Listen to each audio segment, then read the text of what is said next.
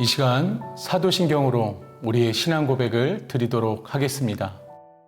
나는 전능하신 아버지 하나님 천지의 창조주를 믿습니다.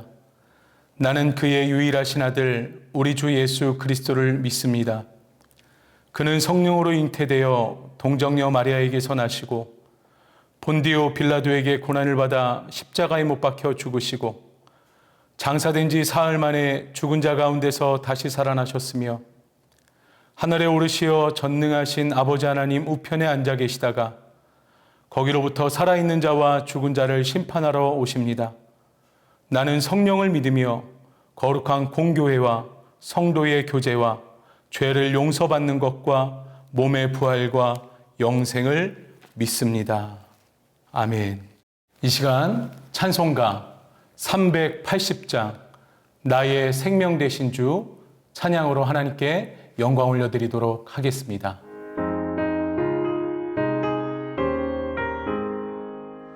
나의 생명 되신 주 주님 앞에 나아갑니다. 주의 흘린 보혈로 정케 하사 받아주소서. 날마다 주를 찬송하겠네. 주의 사랑 줄로서 나를 굳게 잡아매소서. 괴로운 세상 지낼 때 나를 인도하여 주소서. 주를 믿고 나가면 나의 길을 잃지 않겠네. 날마다 주를 찬송하겠네.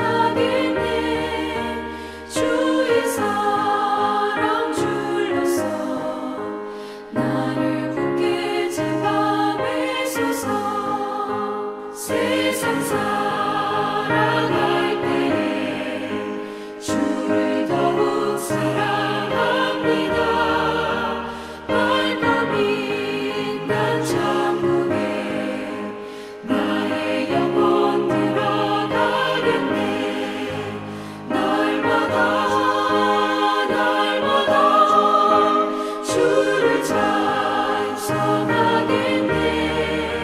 주의 사랑 줄로서 나를 굳게 잡아매소서.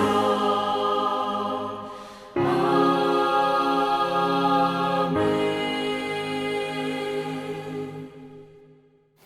오늘 하나님께서 우리에게 주신 말씀 갈라디아서 6장 2절에서 5절까지의 말씀입니다.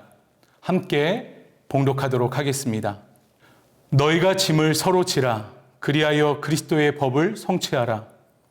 만일 누가 아무것도 되지 못하고 된 줄로 생각하면 스스로 속임이라. 각각 자기의 일을 살피라. 그리하면 자랑할 것이 자기에게는 있어도 남에게는 있지 아니하리니 각각 자기의 짐을 질 것이라. 아멘. 사랑하는 여러분, 밤새 열대야로 잠자리가 많이 고단하셨죠? 이 새벽에 하나님의 말씀이 여러분 마음에 시원한 은혜의 바람으로 다가오기를 소원합니다. 누군가 제게 초등학교 때 가장 기다려졌던 시간이 언제였냐고 묻는다면 아마도 소풍이라고 대답하지 않을까 싶습니다. 특히 저는 마땅한 장기가 없어서 보물찾기 시간이 제일 기다려졌던 것 같습니다. 비록 당시 선물이 연필과 공책이었지만 그것만으로도 참 행복했던 기억이 있습니다. 오늘 이 새벽에도 말씀 속에 있는 하나님의 소중한 보물들을 찾는 여러분 되시기를 예수님의 이름으로 축복합니다. 오늘은 본문의 갈라디아 교회 성도들의 신앙을 살펴보면서 세 가지 단어를 중심으로 말씀을 함께 생각해보며 나눠보고자 합니다. 그 전에요, 갈라디아서의 배경을 먼저 말씀드리는 것이 이해하는 데 도움이 되실 것 같습니다. 오늘 본문에 나오는 갈라디아 성도들의 첫 신앙생활은 은혜롭게 시작했습니다. 왜냐하면 당시 바울을 통해 전해 들은 복음이 그들을 은혜로 이끌기에 충분했기 때문입니다. 그러던 어느 날 예루살렘으로부터 소위 율법 선생이란 사람들이 와서 다른 복음으로 갈라디아 성도들을 정죄하고 유혹합니다. 예수만으로는 부족하다는 것이 그들의 주장이었습니다. 또한 바울은 하나님의 말씀에 대해 아직 충분히 알지 못하고 가르친 것이 아니다라고 하면서 갈라디아 교회 교인들에게 불평을 조장하기까지 했습니다. 그래서 갈라디아 성도들을 자신들과 같이 율법주의적인 유대인들로 편협시키려 했던 것이죠. 하나님은 믿음이 아니라 율법, 행위를 잘 지켜야 구원을 시켜주신다는 그들의 잘못된 가르침으로 갈라디아 성도들 사이에 바울에 대한 불평이 급속히 전염병처럼 퍼졌습니다. 바울이 그 사실을 알고요, 급히 3차 전도 여행 중에 갈라디아 교회 성도들에게 편지를 보낸 것이 오늘 갈라디아서의 배경입니다. 여러분, 전염이란 것은 나쁜 것을 옮기는 것을 말하죠. 그와 달리 전수는 좋은 것을 전하여 주는 것을 말합니다. 거짓 율법 선생들은 잘못된 것을 가르치고 전했지만 바울은 올바른 진리를 전하고자 노력했습니다. 여러분은 주변에 가까운 사람들과 성도들에게 어떤 영향력을 끼치는 삶을 살고 계십니까? 가능하다면 좋지 않은 전염들은 끊어내고 좋은 것을 전해줄 수 있는 저와 여러분 되시기를 바랍니다. 오늘 먼저 살펴볼 말씀은 4절과 5절의 짐이란 단어입니다. 이 두 구절에 나오는 단어가 한글로는 같아 보이지만 헬라어로는 다른 단어입니다. 2절의 짐이란 단어는 바로소르라는 헬라어로 혼자 감당하기 힘든 짐 또는 부담이란 뜻을 가지고 있습니다. 즉 함께 져야만 하는 짐을 말하죠. 또한 5절의 짐은 포르티온이라는 헬라어인데요, 의미적으로 자기 할 일을 스스로 잘 감당하라는 뜻을 가지고 있습니다. 정리해보면 2절과 5절의 뜻이 다르죠. 2절은 서로가 나누어 져야 할 짐, 5절은 스스로가 져야 할 짐이 있다는 것을 알 수 있습니다. 그래서 2절의 말씀을 적용해서 풀이해보면 너희가 함께 져야 할 짐을 서로 분담해지라, 그리함으로 그리스도의 법, 즉 뜻을 성취하라고 말씀하고 있는 것입니다. 5절은 그와 반대로 각각 자기가 스스로 책임져야 할 짐은 각자 져야 한다고 말씀하고 있는 것이죠. 우리의 삶과 신앙도 그렇지 않습니까? 주 안에서 함께 져야 할 짐이 있고 각자 스스로가 책임져야 할 짐이 있는 것이죠. 우리의 마음은 본디 죄성이 있어서 함께 져야 할 때는 따로 지고 싶어하고 내가 져야 할 짐은 함께 도와줬으면 할 때가 얼마나 많은지 모릅니다. 이런 잘못된 마음들은요, 교회와 사회를 분열시킵니다. 우리는 이런 본을 따르지 말아야 되겠죠. 특별히 때로는 함께 지고 싶어도 못 질 때가 있고요, 반대로 혼자 책임져야 함에도 도무지 할 수 없을 때가 있습니다. 그래서 더더욱 그럴 때를 위해서 함께 짐을 져야 할 때와 각자가 스스로 책임져 짐을 져야 할 때를 성실히 해 나가야 하지 않을까 싶습니다. 그래야 여러분 오늘 말씀에 3절과 같은 일이 생기지 않는 것입니다. 3절을 함께 보시면 만일 누가 아무것도 되지 못하고 된 줄로 생각하면 스스로 속임이라. 즉 함께 져야 할 짐과 스스로 각자 져야 할 짐을 잘 감당해내지 않으면 결국은 아무것도 그리스도의 뜻이 성취되지 않았음에도 불구하고 된 걸 거야 라고 스스로 착각하고 속일 수 있다는 것이죠. 그러므로 사랑하는 여러분, 우리는 그리스도의 법, 주님의 뜻을 온전히 성취하기 위해서는요, 우리에게 맡겨진 짐들을 그에 맞게 잘 감당해야 한다는 것을 기억하시기 바랍니다. 두 번째 단어는 4절의 살피다입니다. 살피다라는 단어는 도키마조라는 헬라어로 여러 가지를 테스트하고 신중하게 검증하다는 뜻을 가지고 있습니다. 다시 말해 진정 우리가 할 일들이 하나님의 뜻대로 잘 되었는지 스스로 신중하게 평가하고 입증해 보라는 뜻입니다. 그래야 3절의 말씀처럼 된 줄로 생각한다거나 스스로 속이는 일이 없기 때문이죠. 갈라디아 교회에 나타난 율법 선생들이 믿음으로 의에 이른다는 말은 터무니없는 것이다 라고 할 때 바울은 그것을 분별하기 위해서는 잘 살펴야 한다고 말한 것입니다. 즉 도키마조해야 한다고 설파하고 있는 것이죠. 이 거짓 율법 선생들의 말이 진정 하나님의 뜻대로 잘 알고 가르치는 것인지 잘 평가하고 입증하라는 것입니다. 현대에 살아가는 우리의 예로 하나 들어볼까요? 누군가 여러분에게 찾아와 설명하며 설득합니다. 교회 다니시나요?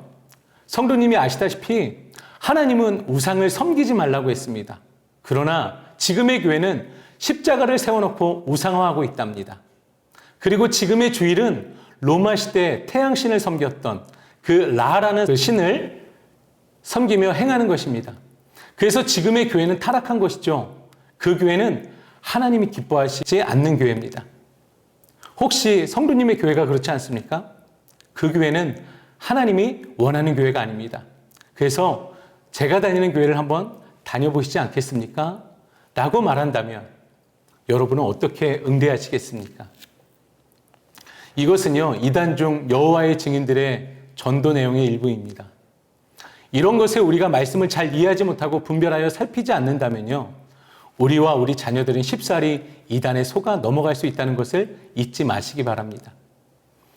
우리는 나무 십자가를 세워놓고 십자가에 기도하는 것이 아니죠. 그것은 단지 우리를 위해 죄에서 피 흘려 돌아가신 예수 그리스도의 희생과 부활을 기념하며 기억하기 위한 은혜의 심볼, 즉 상징인 것입니다.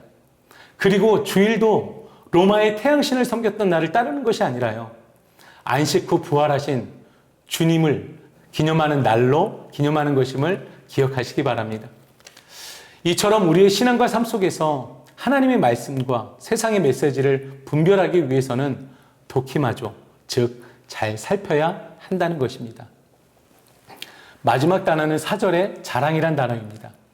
자랑은 카우케마라는 헬라어로 단순히 개인의 자랑거리 정도를 말하는 것이 아니라 자랑할 만한 일을 한 대상, 즉 사람, 존재를 의미합니다. 다시 말해 남의 짐이나 내가 져야 할 짐을 마땅히 하나님이 원하신 뜻대로 내가 순종하고 따르면 그 일로 인한 자랑은 남이 아니라 내게, 또한 내 안에 주어진다는 것을 뜻합니다. 그래서 같은 단어를 쓴 다른 신약의 구절들을 살펴보면 동일하게 사람, 존재에 있어 자랑이 된다라고 표현하고 있습니다. 예컨대 고린도후서 1장 14절을 보면 우리 주 예수의 날에는 너희가 우리의 자랑이 되고 우리가 너희의 자랑이 되는 그것이라고 기록하고 표현하듯 참 자랑의 대상은요, 사람, 내 존재로 인해 나타난다는 것을 알 수 있습니다. 여러분에게 자랑할 만한 것이 무엇이냐고 묻는다면 어떤 것을 자랑하시겠습니까? 세상 사람들은 보통 자랑이라고 하면 외적으로 드러나는 자신의 학력, 지위, 능력 또는 건강, 인맥 따위를 생각하고 이야기하지 않습니까? 예컨대 저로 말하면 문 남성들 이상으로 신체 건강한 것을 자랑할 것 같습니다. 키도 어디 가서 꿀리지 않을 만큼 180cm 이상이고 몸무게도 남들 이상으로 많이 나간다는 이런 쓸데없는 자랑들 말이죠.